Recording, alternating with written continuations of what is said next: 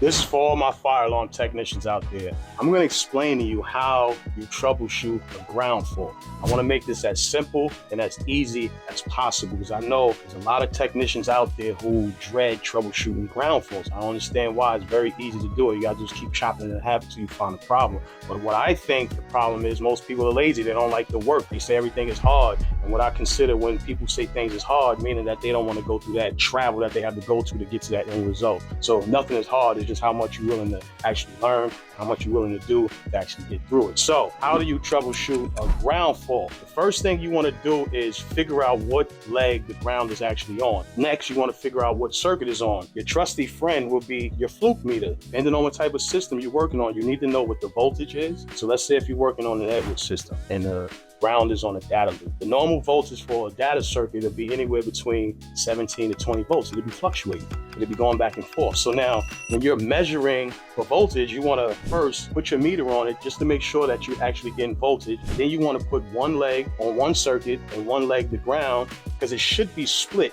like half.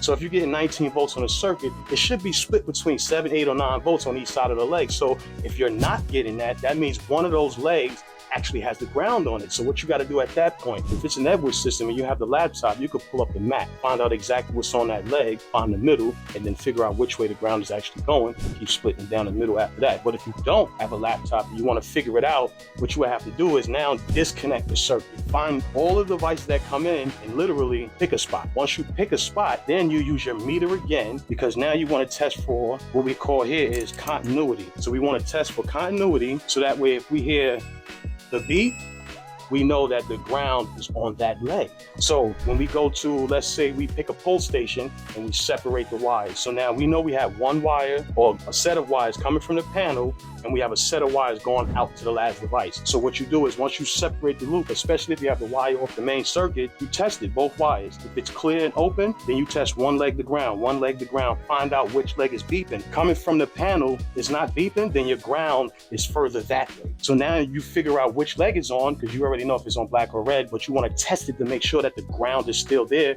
because most times you usually just go to the first spot and fix it, unless it's just me getting that lucky. So you figure out which way it's going, and then from there, you leave everything disconnected and you split it in half again. You keep splitting the circuit in half. If you have to get the ladder, take the smoke detector down, check a duct detector, you have to do what you have to do to find this ground. Most cases, grounds is probably on the module because it got wet, or it's probably because a screw got into the wire, or probably when they was installing it, they pulled the wires too hard around the bend, around the inside of the connector with no bushing, and now the wire is exposed and it's touching metal somewhere. It is your job to find it. So if you keep splitting the circuit in half, I guarantee you're gonna be a master like me finding ground faults. So if you have any questions in fire alarm expert to help. Peace.